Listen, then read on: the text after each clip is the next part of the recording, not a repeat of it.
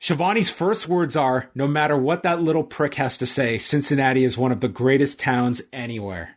And I just cementing Tony as like the great babyface, which was terrific for the segment they were about to pull here. He brings out the Elite, who come out without Adam Cole. The Young Bucks are selling the effects of the cage match, and then Cole gets his own entrance with his new theme.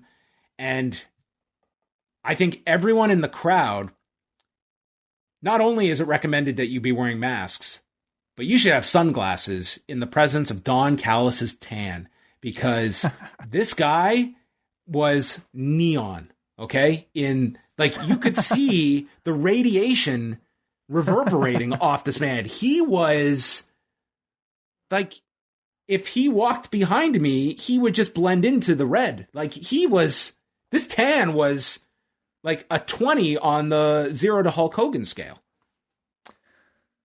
I feel like the Elite where do you go tanning in, like, from Chicago to Cincinnati? Just going out to...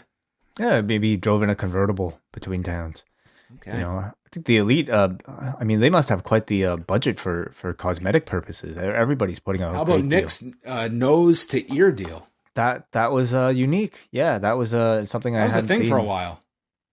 Was it? Oh, people really? were doing that thing. Yeah, it was gross. Some people could pull it off. I don't know if Nick Jackson is one of those, but you know what? In the context of this, it was perfect. He looked great.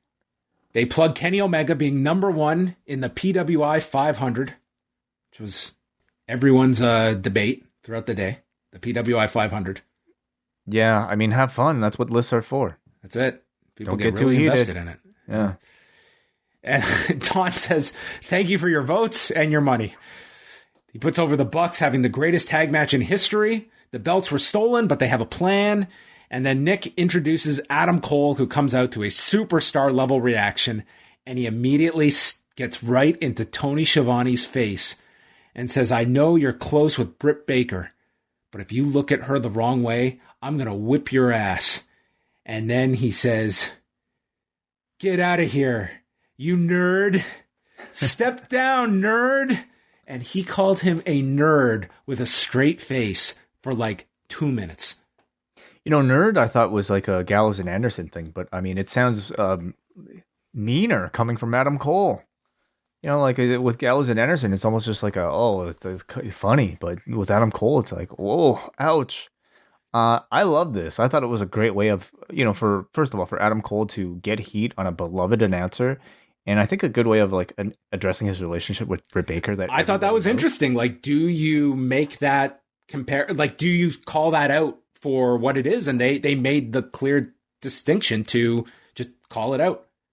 Yeah, it remains to be seen what sort of on-screen interaction we may see between the two. But I feel like they can keep them apart while like addressing the fact that they are dating. Like, everybody knows this. To me, it's like they're two characters on the show that, like, just because they're dating doesn't mean we have to just align them together. Like, she's got her own thing going on. Like, her character does not call for Adam Cole to be by her side, and vice versa. Yeah, I don't need to see her as part of the Elite. I mean, no. If you bring her in, you'll have to bring Reba and like they've got their own thing going. She should start her own Elite. So then he calls AEW the greatest company because of these guys in the ring. "I'm new to AEW, but I've been Elite for a long time. I'm a once-in-a-generation performer. The Bucks are the greatest team of all time. Kenny Omega is a once-in-a-lifetime pro wrestler. Gallows and Anderson are cool too." Didn't mention them. He didn't say them at all. To the point that I was them. like, man, are they going to kick these guys out? I thought that's where the segment might go. Because it was a very clear omission of, like, Cole's here, we could cut the fat, and you kick Gallows and Anderson out, and they find something else. It is interesting. I mean, of course they're not full-time All Elite wrestling members, and you have to wonder how long this relationship, like, is there a termination date? Yeah, he says the Elite is complete now. He'll make his in-ring debut next week, and then Omega takes over, stating, "I hate interruptions," as he gets interrupted by Bryan Danielson, who, I don't know why they aren't selling plain white t-shirts on Pro Wrestling Tees right now. Because I don't think they'd make any money. I think they would, dude. Like, these wrestling fans will spend money on anything. If you tell me Daniel Bryan official white t-shirt. What would be official about them?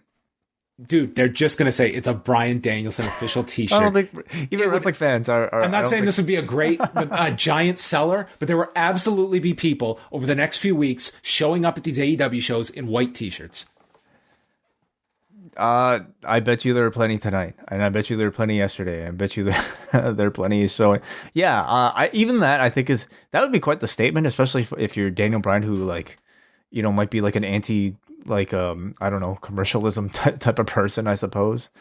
Just a plain white logo. But I think it would have to have something, like a tag or something.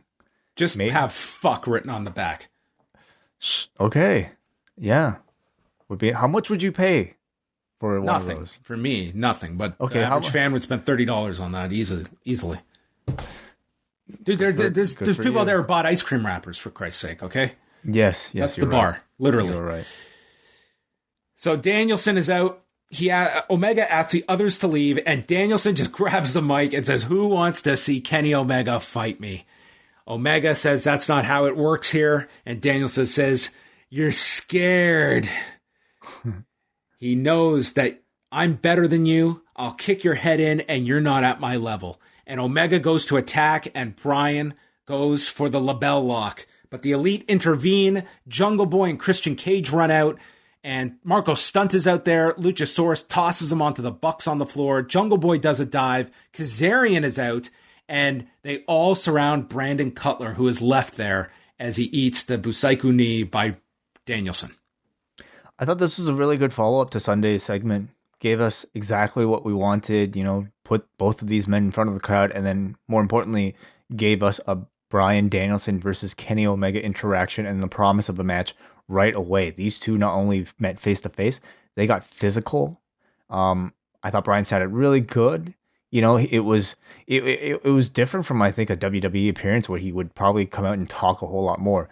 This was him just cutting straight to the chase and getting physical and a little bit violent, which I'm really happy to see, and I hope it indicates a shift in character. To me, though, Adam Cole was the star of this segment. This man just sounded so smooth, so concise, so amazing. I think already probably the best promo in the Elite, and probably by extension one of the best in AEW currently. So I have no idea why Vince wouldn't put him on a main show. Like, this guy is made for that. Well, it was a great segment, and obviously Omega Danielson is your direction. And the only question is, how long can you hold that one off for? Yeah, I mean, Arthur Ashe, I feel, can be his first match, Like, I think you can hold off and do like a tag. I think we're going to get this tag. Yeah. Yeah. I think you do this 8-man at Arthur Ashe Stadium. You might even be able to do Bryan versus somebody on I don't know, Carl Anderson or something, on a big Dynamite. And then Brandon Cutler on Dark. Wow. Not on Dark. That would be main event, Brandon Cutler. Man, Danielson versus Brandon Cutler, I'd be interested in that. Absolutely. But Kenny versus Bryan will have to be a pay-per-view. You would think so. I mean, that would be my option. But yeah, I was surprised they just instantly teased it so quickly. This wasn't even a tease. It was flat out stating pretty much like it's going to happen. So, the next pay-per-view, you got 2 months. You can hold that one off for 2 months. I think so. Yeah.